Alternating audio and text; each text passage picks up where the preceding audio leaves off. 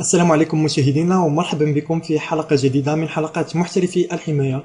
إذن إن شاء الله في هذه الحلقات سنرى كيف نقوم بتجربة حماية نقط الاتصال الويفي المحمية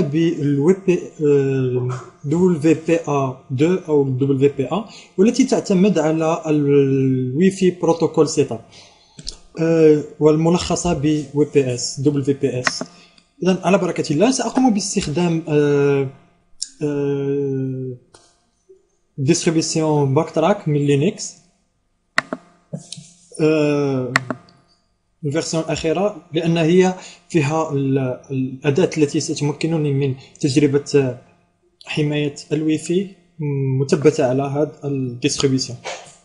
إذن إن شاء الله على بركة الله سأقوم باستخدام ويفي ألفا ويفي، وهو USB يمكن من استقبال الويفي، واسم الأداة التي ستمكنني من تجربة الويفي الذي هو محمي ب WPA أو WPA2 اسمها ريفر.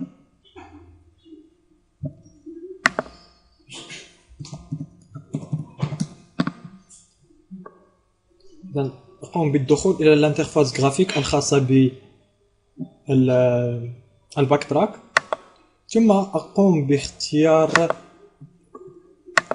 أزيرتي في الكيبورد حتى يسهل علي استخدام الكيبورد.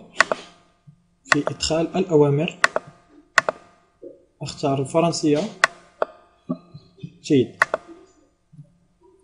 إذن في الأول نقوم بإظهار الانترفاس ريزو التي أستخدمها، وكما ترون هنا ويلاين 0. إذا لم تظهر لديكم كنتم تستخدمون الفيموير أو الماشين فيرتوال مثلي، تذهبون في أسفل الماشين فيرتوال وتقومون بنقر على كونكت في الويفي أو الكلي ويفي التي تستخدمونها. بالنسبة للذين يستخدمون حاسوب محمول إذن لن تظهر لهم هذه الانترفاس، حتى لو أرادوا إظهارها فهو لا يقبل أو لا ما كيديتكتيش الانترفاس ريزو الداخلية. إذن بعد إظهار الانترفاس ريزو أقوم بإدخال الأمر إرمون ستار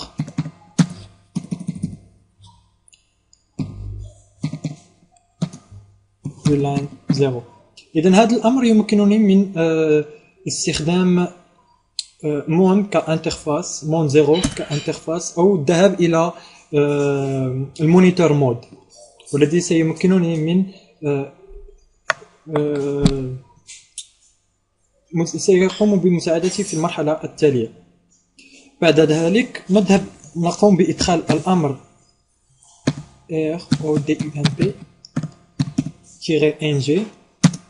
ثم أقوم بإدخال اسم الانترفاس ريزو الذي حصلنا عليه بمود مونيتور، والذي هو مون 0 كما ترون هنا.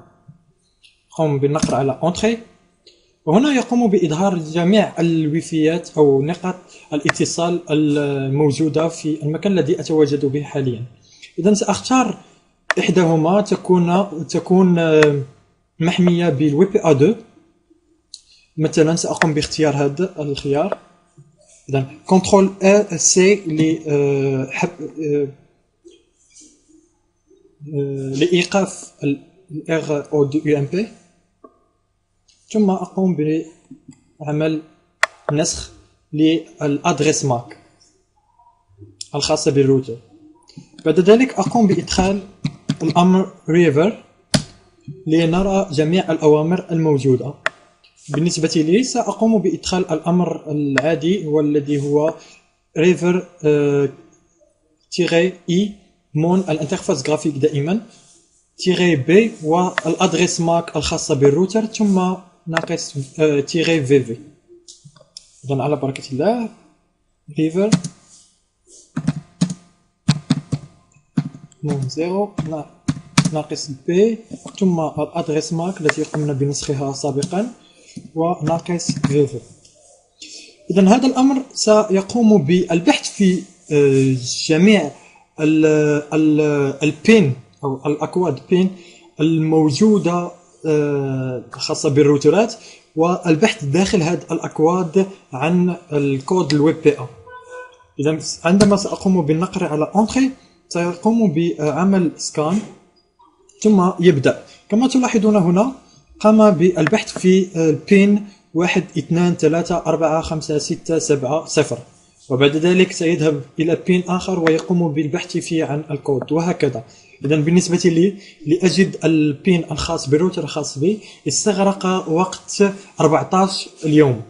قد يجده في اللحظة الأولى إذا كان البين موجود في الأرقام الأولى التي هي خاصة بالروتر خاص الذي تبحث عن الويب بي أ أو الرمز السري له. إذا كان لا يوجد في الأول فسيستغرق وقت طويل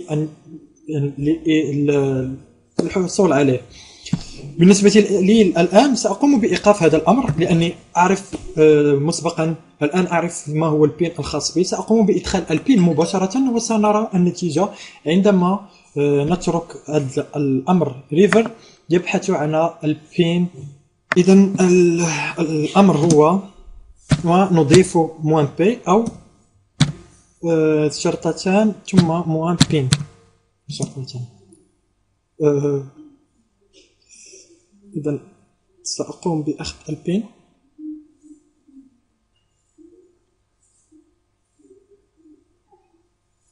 إذن سأقوم بإخفاء البين حتى لا يقوم من يسكن بجواري باستغلاله.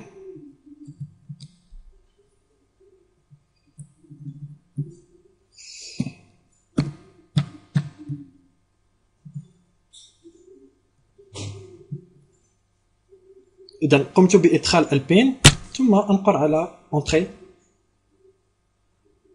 وسترون بأن مباشرة سيعطيني الكود أو الرمز الذي كود الويب بي أ الذي أستخدمه.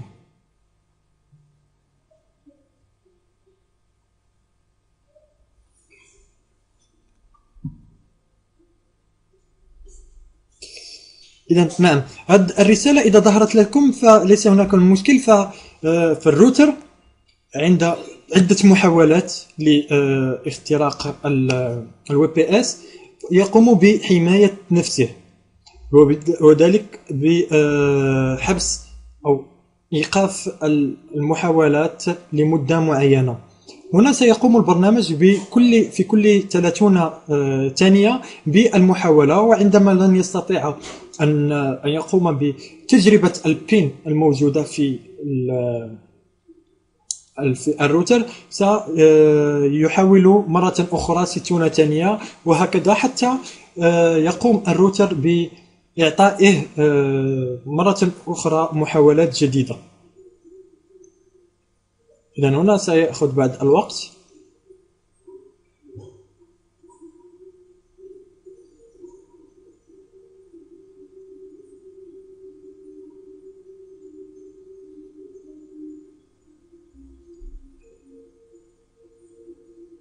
إذن الثغرة اكتشفت في سنة في 2007 وقاموا بتطويرها. يمكنكم استخدامها ليس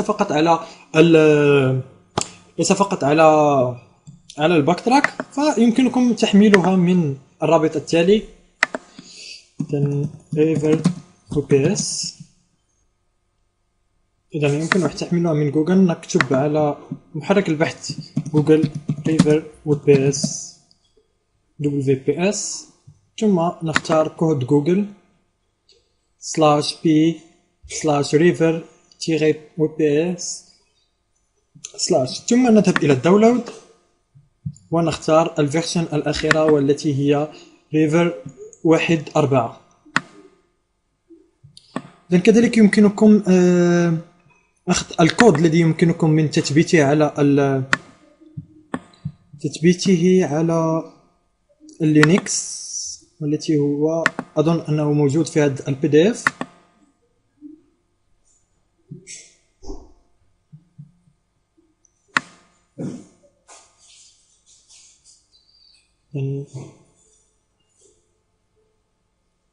إذا كما ترون هنا هذا هو البين الذي نجده في تحت الروتر الذي يمكننا استغلاله. إذا كنت تعرف مباشرة البين لتجربته تذهب إلى الأمر الذي قمنا بذكره سابقا وتكتب سلاش تيغي بي ثم تكتب أمامه البين وسيعطيك النتيجة مباشرة. إذا كما ترون هنا هذه هي النتيجة. نجد البين كراك إن في وقت 183 ثانية، والبي اس بين هو الرقم الذي يظهر هنا والذي قمت بإخفائه. الويب بي ا بي اس كا وهو الكود الويب بي ا الذي استخدمه، ثم ال بي اس اس اي دي وهو اسم الروتر أو اسم نقطة الاتصال التي أستخدمها. وهكذا نكون قد وصلنا إلى حصلنا على كود الويب بي ا الخاص الذي نستخدمه. إذن سأقوم بتجربتي. سأذهب إلى برنامج وي سي دي والذي يمكن من الاتصال في اللينكس، ثم أقوم